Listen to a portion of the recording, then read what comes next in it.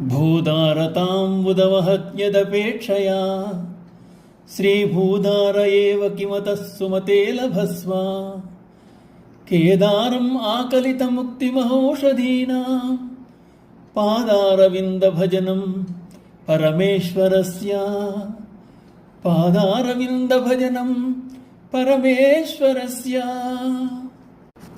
సుమతే దేని అందలి ఆపేక్ష చేత సాక్షాత్ శ్రీదేవి భూదేవి భార్యలుగా గల మహావిష్ణువంతటి వాడు వరాహ రూపమును ధరించెను.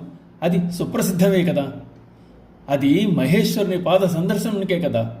అందుచేత ఆపేక్షితములైన సాలోక్య సామీప్య సారూప్య సాయుధ్యములను గొప్ప ఔషధులకు పంటఫలమైన మహేశ్వరుని యొక్క పాదపద్మ సేవను పొందుము. తమలో ఎవరు గొప్ప అన్న విషయంలో బ్రహ్మ విష్ణువులకు మధ్య వాగ్వాదం చోటు చేసుకుంది. శివుడు వారిద్దరి మధ్య లింగరూపంలో అగ్నిస్తంభమై ఆవిర్భవించాడు.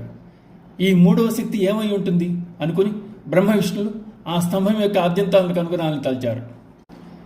విష్ణువు వరాహమై భూమిలోనికి తవ్వుకుంటూ వెళ్ళాడు. హంసరూపము దాల్చిన బ్రహ్మ ఆకాశంలో ఆ స్తంభం యొక్క ఊర్ధ్వం చూడాలని పైకెగిశాడు. ఆ స్తంభం యొక్క తుది మొదలు కనిపెట్టడం వారిద్దరి వల్ల సాధ్యపడలేదు.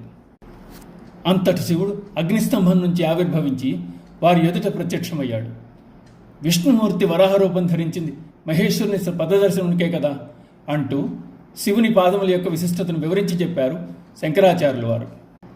శివుని పాదములను ఆశ్రయించిన వారికి ముక్తి సాధకములైన సాలోక్య సామీప్య సారూప్య సాయుధ్యములు అనగా వరుసగా కైలాస ప్రాప్తి, ఈశ్వరుని సమీపమునందుండుట, ఈశ్వరుని పోలిన రూపు కలిగి ఉండడం, చివరకు ఈశ్వరులో ఐక్యమవడం అనేవి శివపాద దర్శనం చేతనే సాధ్యపడగలవని చెప్తూ పరమేశ్వరుని పాదపద్మములను ఆశ్రయించమంటున్నారు శంకరాచార్యుల వారు. ఓం నమః శివాయ.